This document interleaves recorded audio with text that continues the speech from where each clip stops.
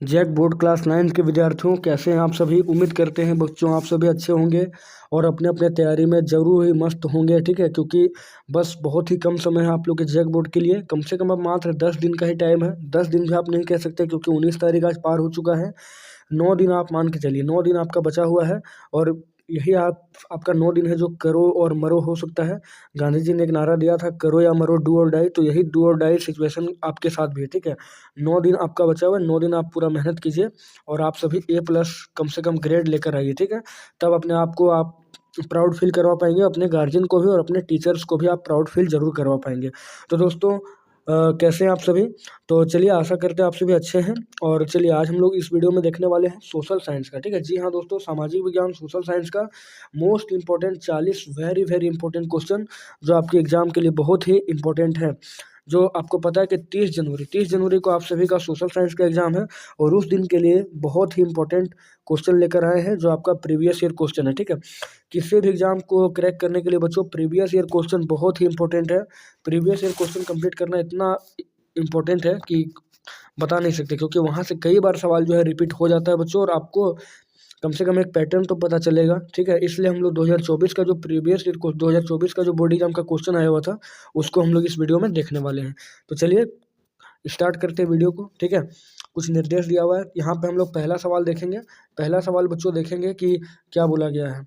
पहला सवाल दोस्तों, ठीक है, पहला सवाल बोला गया है कि फ्रांस के सम्राट लुई 16वां को न्यायालय के द्वारा निम्न में किस कारण से फांसी दी गई थी। फ्रांस का सम्राट को आपको पता है कि लुई 16वां को फांसी दे दिया गया था। ठीक है, क्योंकि जनता के लिए काफ़ी ज़्यादा अत्याचार वो कर रहा था लुई 16वां, जो एक बुर्बो राजवंश का राजा हुआ करता था। तो किस कारण से दिया गया था। ऑप्शन है आपका किसानों पर अत्याचार, देशद्रोह के कारण, जनता का शोषण के कारण, और इनमें से सभी। तो दोस्तों, आप किताब जब पढ़ेंगे एनसीईआरटी, तो आपको पता चल जाएगा देशद्रोह के कारण उसको, मतलब देश की जनता के साथ जो विश्वासघात किया था लुई 16वां, इसकी वजह से उसको फांसी पड़ा था या दे दिया गया था। अब हम लोग आगे देखेंगे सेकंड क्वेश्चन। तो सेकंड क्वेश्चन कहा जा रहा है, सेकंड क्वेश्चन जो है आप सभी के सामने, वो कहा जा रहा है कि फ्रांसीसी क्रांति के दौरान, ठीक है, फ्रांसीसी क्रांति के दौरान 4 अगस्त 1789 की रात को नेशनल असेंबली द्वारा कौन से प्रावधान पारित किए गए थे। कौन से प्रावधान जो है पारित किए गए थे नेशनल असेंबली के द्वारा। तो ऑप्शन जो आपका है, ऑप्शन है दायित्वों और करों की सामंती व्यवस्था को समाप्त करना, फिर पादरी वर्ग से सदस्यों को भी अपने विशेषाधिकार छोड़ने के लिए मजबूर करना, और धार्मिक कर, यानी वो चर्च के द्वारा जो कर लिया जाता था, तो धार्मिक कर समाप्त कर और चर्च के स्वामित्व वाली भूमि जब्त करना, और इनमें से सभी। तो दोस्तों, इसका सभी आंसर सही हो जाएगा। आगे हम लोग देखेंगे तीसरा क्वेश्चन। तीसरा क्वेश्चन जो आप सबके सामने है, वो कहा जा रहा है कि औद्योगिक समाज एक पूंजीवादी समाज है, यानी कि इंडस्ट्रियल सोसाइटी जो है कैपिटलिस्ट सोसाइटी। ठीक है, यानी कि औद्योगिक समाज जो है एक पूंजीवादी समाज है। यह विचार किसका था। तो यह विचार दोस्तों जो है कार्ल मार्क्स का था। कार्ल मार्क्स का था ये विचार। आगे चौथा क्वेश्चन देखेंगे। बोला है कि रूसी इतिहास में निम्न में से किस क्रांति को खूनी रविवार के नाम से जानते हैं। खूनी रविवार, ठीक है, तो खूनी रविवार जो है अक्टूबर में हुआ था। ठीक है, और फरवरी में हुआ था। तो 1905 की क्रांति को हम लोग खूनी रविवार के नाम से जानते हैं। नेक्स्ट क्वेश्चन, 5वां नंबर जो है आपका, पूछा गया जर्मनी को संकट से निकालने के लिए डॉब्स योजना जो है किसने बनाई थी। डॉब्स योजना दोस्तों बहुत ही इंपॉर्टेंट था। ठीक है, इसको अमेरिका के द्वारा बनाया गया था, और आपको बताते हैं अभी डॉब्स योजना क्या था। तो ये अमेरिका के द्वारा बनाया गया था। कहा जाता था ये कि अमेरिका जो था कर्जदाता कंट्री था। ठीक है, वो सभी राज्यों को, सभी देशों को, यानी कि पॉलिटिकल साइंस का बात करें तो उसमें हम लोग देश को राज्य कहते हैं। तो सभी देशों को, बहुत सारे देशों को जो है अमेरिका जो कर्ज देता था। और मान के चलिए कि अमेरिका जो था वो ब्रिटेन को कर्ज दिया। ठीक है, ब्रिटेन को कर्ज दिया। फिर ब्रिटेन जो था वो मतलब कि देखिए, अमेरिका जो था जर्मनी को कर्ज दिया। मान के चलिए जर्मनी को कर्ज दिया, और जर्मनी पर वर्षा की संधि लादी गई थी मित्र राष्ट्रों के द्वारा। तो वो जो है उस पैसा को चुकाता था ब्रिटेन को। ठीक है, ब्रिटेन को चुकाता था, ब्रिटेन फिर इसको यहाँ पूछा देता था अमेरिका के पास। तो घुरा फिरा के जो ये पैसा था अमेरिका के पास ही आता था। लेकिन इस योजना को लागू करने का श्रेय जो है वो अमेरिका को जाता था, जिसका नाम है डॉब्स योजना। चलिए हम लोग छठा क्वेश्चन देखेंगे। छठा क्वेश्चन बोला गया कि वह स्थिति जब कीमतें बेहिसाब बढ़ जाती है तो क्या कहलाती है। तो अति मुद्रा संकुचन, या अति मुद्रास्फीति, या अति मुद्रा संकुचन और अति मुद्रास्फीति, या इनमें से कोई नहीं। तो इसका सही आंसर जो होगा बच्चों वो हो जाएगा अति मुद्रास्फीति, यानी कि ऑप्शन नंबर बी। आगे हम लोग देखेंगे, आगे बोला गया है छठा क्वेश्चन, ठीक, 7वां क्वेश्चन, वनों के लुप्त होने की प्रक्रिया को क्या कहते हैं? तो वनों के लुप्त होने की क्रिया को हम लोग कहते हैं वन विनाश, ठीक है, वन विनाश कहते हैं। आगे 8वां क्वेश्चन का बात करें तो 8वां क्वेश्चन जो है पूछा गया, गद्दी समुदाय के लोग मवेशी को चराते हुए अप्रैल में वे उत्तर की ओर चल पड़ते हैं और पूरी गर्मियाँ लाहौल और स्पीति में बिता देते हैं। तो लाहौल और स्पीति भारत के जो है किस राज्य में स्थित है? लाहौल और स्पीति, तो दोस्तों लाहौल और स्पीति जो है हिमाचल प्रदेश में है। आगे हम लोग देखेंगे 9वां क्वेश्चन, बहुत ही इंपॉर्टेंट सवाल है। 9वां क्वेश्चन का बात करें तो ये बोला गया कि 1871 में ब्रिटिश औपनिवेशिक सरकार द्वारा पारित सबसे खराब कानून में से एक कानून कौन सा था ब्रिटिश सरकार के द्वारा? तो विधवा पुनर्विवाह अधिनियम, या आपराधिक जनजाति अधिनियम, या सरकारी गोपनीयता अधिनियम, या बाल विवाह निरोधक अधिनियम। इसका सही आंसर जो होगा आपराधिक जनजाति अधिनियम, ठीक है। यहाँ पे जो है सो चरवाहा समुदाय जो भी हुआ करता था उसको अंग्रेज जो है आपराधिक जनजाति अधिनियम घोषित कर दिया था 1871 में। आगे हम लोग 10वां क्वेश्चन देखेंगे, बोला जा रहा है कि बेदुइन्स, बर्बर्स, मासाई और सोमाली, बुरान और तुर्काना कुछ चरवाहा समुदाय के नाम हैं। ये चरवाहा समुदाय किस देश में पाए जाते हैं? तो दोस्तों ये चरवाहा समुदाय अफ्रीका महादेश के हैं। आगे है आगे हम लोग देखेंगे 11वां क्वेश्चन, बोला गया है कि निम्न में से कौन सा देश विश्व की रोटी की टोकरी वाला देश के नाम से जाना जाता है? तो दोस्तों वो है अमेरिका, ठीक है। उसका सही आंसर जो होगा अमेरिका होगा, अमेरिका। आगे हम लोग देखेंगे अगला क्वेश्चन का बात करें, 12वां नंबर है। 12वां नंबर बोला गया है कि पहली बार क्रिकेट जो है किस देश में खेला गया? तो क्रिकेट का जन्मदाता जो है दोस्तों इंग्लैंड है, ठीक है, इसलिए इंग्लैंड में सबसे पहला खेल खेला गया था। आगे 13वां क्वेश्चन का बात करें तो बोला गया है कि अंडमान निकोबार द्वीप समूह कहाँ स्थित है? तो दोस्तों अंडमान निकोबार द्वीप समूह जो है बंगाल की खाड़ी में है, ठीक है। और आपका अरब सागर में जो है वो लक्षद्वीप है। अरब सागर का अगर बात करें तो अरब सागर में लक्षद्वीप है। थोड़ा सा अगर एक बात आप याद करें तो इसमें हो सकता है कि आंसर हिंद महासागर को भी दिया जा सकता है। क्यों? क्योंकि जो बंगाल खाड़ी के सुदूर दक्षिण में, ठीक है, बंगाल खाड़ी के सुदूर दक्षिण में यानी कि हिंद महासागर में ही आपका अंडमान निकोबार द्वीप समूह है। लेकिन इसका फाइनल आंसर मेरे ख्याल में बंगाल की खाड़ी ही होनी चाहिए। आगे 14 नंबर का बात करें तो बोला गया निम्न में से किस पर्वत की पूरी श्रृंखला एक युवा स्थलाकृति को दर्शाती है? तो दोस्तों वो सही आंसर जो होगा हिमालय। आगे बात करें 15वां क्वेश्चन का।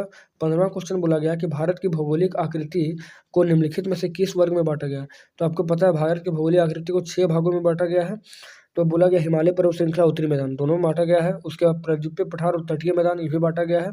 और भारतीय मलय द्वीप समूह तो सभी भागों में बांटा गया, इसलिए इसका सही आंसर होगा इनमें से सभी। आगे हम लोग देखें, आगे बात करें 16वां नंबर, ठीक है। 16वां नंबर बोला गया है कि सिंधु, गंगा, ब्रह्मपुत्र इसकी सहायक नदियों से बने भारत के उत्तरी मैदान में किस प्रकार की मिट्टी पाई जाती है? तो इसमें दोस्तों जलोढ़ मिट्टी पाई जाती है, जलोढ़ मिट्टी। नेक्स्ट अगर हम लोग बात करें 17वां क्वेश्चन का तो कहा गया कि हिमालय की नदियाँ अपने उत्पत्ति के स्थान से लेकर समुद्र तक के लंबे रास्ते को तय करती है, अपने मार्ग के ऊपरी भागों में किस प्रकार की क्रिया करती है? तो अपने ऊपरी भाग का अगर बात करें हम लोग, ठीक है, अपने ऊपरी भाग का अगर बात करें तो ये दोस्तों क्या करता है? अपर्दन करता है, ठीक है। नदियाँ अपने ऊपरी भाग में अपर्दन का काम करता है। आगे हम लोग बात करें 18वां नंबर पर बोला गया है कि पूर्णा, वर्धा, प्राणहिता और मांजरा निम्न में से किसकी सहायक नदियां हैं? दोस्तों ये जो भी है बूढ़ी गंगा यानी कि गोदावरी का, दक्षिण भारत की गंगा इसको कहते हैं, उसका सहायक नदी है। आगे बात करें पृथ्वी भारत की सबसे लंबी नदी कौन है? तो वही गोदावरी। आगे कर्कवृत पश्चिम में कच्छ के रण से लेकर देश के मध्य भाग होकर पूर्व में भारत के किस राज्य से गुजरती है? तो अगर आप बात करें तो कर्क रेखा जो है वो 8 राज्यों से गुजरती है, जिसमें सबसे पूर्वी राज्य का बात करें तो वो मिजोरम होता है। आगे है 20वां क्वेश्चन, भारत की जलवायु किस प्रकार की हवाओं से अत्यधिक प्रभावित होती है? तो भारत की जलवायु जो अधिकतर प्रभावित होती है वो मानसूनी जलवायु से, इसलिए कहा जाता है भारत जो है मानसूनी जलवायु वाला देश है। आगे 21वां क्वेश्चन है कि प्रायः कृषि कहाँ की जाती है? तो कृषि जो है उपजाऊ जमीन पर ही की जाती है। उसके बाद 22वां क्वेश्चन है कि स्थानीय जलवायु मृदा अपरदन तथा नदियों की धारा को निम्न में से कौन नियंत्रित करती है? तो स्थानीय जलवायु को, मृदा अपरदन को और नदियों की धारा को निम्न में से कौन नियंत्रित करेगी? तो नियंत्रित करेगी दोस्तों यहाँ पे वन, ठीक है, वन नियंत्रित करेगी। आगे 23वां क्वेश्चन हम लोग देखेंगे तो इसमें बोला गया है कि निम्न में से जनसंख्या परिवर्तन के प्रमुख कारण जो है कौन से हैं? प्रमुख कारक कौन से हैं? तो जन्म भी होता है, मृत्यु भी होता है, प्रवासन भी होता है, यानी कि इनमें से सभी इसका सही आंसर हो जाएगा, इनमें से सभी। आगे हम लोग बात करें 24वां बोला गया कि निम्न में से कौन हर व्यक्ति को अपना शोषक आप बन जाने का अधिकार देता है? हमने खुद का शोषक बन जाने का अधिकार कौन देता है? तो दोस्तों शोषक बन जाने का खुद अधिकार जो देता है वो लोकतंत्र होता है, लोकतंत्र। आगे 25वां बोला गया लोकतंत्र के विपक्ष में, यानी कि लोकतंत्र के अगेंस्ट में दिया गया तर्क इनमें से कौन सा सही नहीं है। तो अयोग्य की पूजा, ये तो सही है। उसके बाद है जन्मपाही शासन, ये भी होता है। फिर है धनवानों की प्रबलता, ये भी होती है। अनुत्तरदायी शासन, देखिए यही ऑप्शन गलत है, क्योंकि लोकतंत्र जो है उत्तरदायी, वैध और जिम्मेदार शासन होता है, ना कि अनुत्तरदायी। इसका सही आंसर जो होगा सी नंबर हो जाएगा। आगे हम लोग बात करेंगे कौन सा 26वां नंबर, भारतीय संविधान बनकर कब तैयार हुआ था। भारतीय संविधान जो है कब बनकर तैयार हुआ, तो भारतीय संविधान जो दोस्तों है बनकर तैयार हुआ आपका 26 नवंबर 1949 को, और लागू हुआ दोस्तों 26 जनवरी 1950 को, जिस दिन हम लोग गणतंत्र दिवस मनाते हैं, और अभी हाल ही में गणतंत्र दिवस आने ही वाला है। चलिए आगे 27वां क्वेश्चन का बात करें। 27वां क्वेश्चन बोला गया है कि मैं भारत के लिए ऐसा संविधान चाहता हूँ जो उसे गुलामी और अधीनता से मुक्त करे। यह कथन 1931 में अपनी पुस्तक यंग इंडिया जो एक पत्रिका थी उसमें किसने लिखा था, तो महात्मा गांधी ने उसको लिखा था। आगे हम लोग अगर 28वां क्वेश्चन का बात करें तो बोला गया कि 26 अप्रैल 1994 की मध्यरात्रि को दक्षिण अफ्रीका एक नया लोकतांत्रिक देश बन गया। इसके साथ वहाँ से कौन से परिवर्तन देखने को मिले थे, कौन से परिवर्तन, तो रंगभेद वाली शासन नीति समाप्त हुई थी, सभी नस्ल के लोगों की मिलीजुली सरकार बनी, और गणराज्य का एक नया झंडा लहराया गया, और इनमें से सभी, तो दिया गया ऑप्शन सभी इसमें से सही हो जाएगा, ठीक है। और दोस्तों आपको बता दें 26 अप्रैल 1994 से पहले वहाँ पर नेल्सन मंडेला ने बहुत ज़्यादा योगदान दिया है रंगभेद को खत्म करने में। चलिए 29वां क्वेश्चन हम लोग देखेंगे। बोला जा रहा है किसी भी लोकतंत्र में नियमित अंतराल पर निम्न में से क्या होना अनिवार्य माना जाता है, तो चुनाव या युद्ध या संवैधानिक संशोधन या इनमें से कोई नहीं, ठीक है। तो ऑप्शन जो होगा आपका चुनाव जो है नियमित अंतराल पर लगभग 5 सालों में जो चुनाव का अंतराल होता है वो पूर्ण हो जाना चाहिए। नेक्स्ट हम लोग देखेंगे, नेक्स्ट क्वेश्चन देखेंगे 30वां नंबर बोला गया कि भारत के निर्वाचन आयोग को निम्न में से कौन सा अधिकार प्राप्त है। निर्वाचन आयोग मतलब कि इलेक्शन कमीशन, यानी कि चुनाव आयोग कह सकते हैं, चुनाव आयोग, ठीक है। इसका एक और नाम भी है चुनाव आयोग। तो देखेंगे इसमें बोला गया कि भारत के निर्वाचन आयोग को निम्न में से कौन सा अधिकार प्राप्त है, तो चुनाव प्रक्रिया का संचालन पर निर्णय लेना, आदर्श चुनाव संहिता लागू करना, सरकार को दिशा निर्देश देना, और इनमें से सभी। तो दोस्तों 30 का जो है डी नंबर सही होगा, इनमें से सभी, बहुत सारा काम है। और चुनाव आयोग जो है स्वतंत्र निकाय होता है, और ये बहुत पावरफुल है। भारत में 2 चीज़ बहुत ज़्यादा पावरफुल है, एक न्यायपालिका, दूसरा चुनाव आयोग। 31वां क्वेश्चन का बात करें तो बोला गया है कि निम्न में से कौन सरकार का प्रमुख होता है तथा सरकार की ओर से अधिकांश अधिकार का उपयोग करता है। देखिए भारत का अगर सबसे पहला आदमी का बात किया तो वो राष्ट्रपति होता है, लेकिन राष्ट्रपति के पास शक्ति तो बहुत है, लेकिन उस पूरी शक्ति का प्रयोग प्रधानमंत्री करता है, ठीक है। यानी कि 31 का बी नंबर सही होगा, क्योंकि सरकार का प्रमुख भी यही होता है। आगे 32वां क्वेश्चन जो है, 32वां क्वेश्चन बोला गया है कि 1979 में सरकार ने सामाजिक तथा शैक्षिक रूप से पिछड़े वर्ग की पहचान के उद्देश्य एक आयोग का गठन किया था। उस आयोग को निम्न में से किस नाम से जाना जाता है, तो विधि आयोग या मानवाधिकार आयोग या तो फिर योजना आयोग या तो फिर मंडल आयोग। इसका सही आंसर जो होगा मंडल आयोग, बीपी मंडल की अध्यक्षता में ये चीज़ किया गया था, बीपी मंडल। आगे हम लोग देखेंगे 33वां क्वेश्चन, बोला गया है कि निम्न में से किस अधिकार को 44वां संविधान संशोधन में 1978 के द्वारा मौलिक अधिकार से हटा दिया गया। देखिए संपत्ति का अधिकार है, इसका सही आंसर जो होगा संपत्ति का अधिकार। पहले 7 मौलिक अधिकार हुआ करता था, जब से इसको हटा दिया गया तब हमारे पास अभी 6 मौलिक अधिकार है। आगे 34वां क्वेश्चन का बात करेंगे कि पालमपुर गांव में अधिकांश भूमि के स्वामी जो उच्च जाति के माने जाते हैं उनके परिवार कितने हैं, तो उनके परिवार जो है अभी 80 हैं। तो 35वां क्वेश्चन है कि निम्न में से कौन उत्पादन के निष्क्रिय साधन माने जाते हैं जो स्वयं किसी वस्तु का उत्पादन नहीं करते हैं, तो ऑप्शन है भूमि और उर्वरक, भूमि तथा पूंजी, भूमि तथा कीटनाशक, और इनमें से कोई नहीं, ठीक है।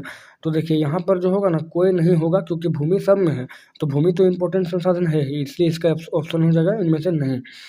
आगे 36वां क्वेश्चन देखेंगे कि जब प्राकृतिक संसाधन एवं भौतिक पूंजी की अपेक्षा जनसंख्या की मात्रा में अत्यधिक वृद्धि होती है तो इससे निम्न में से कौन से व्यवसाय बहुत अधिक बढ़ जाती है, तो खाद्यान्न, शिक्षा, चिकित्सा या इनमें से सभी। तो इसका सही आंसर जो होगा इनमें से सभी हो जाएगा।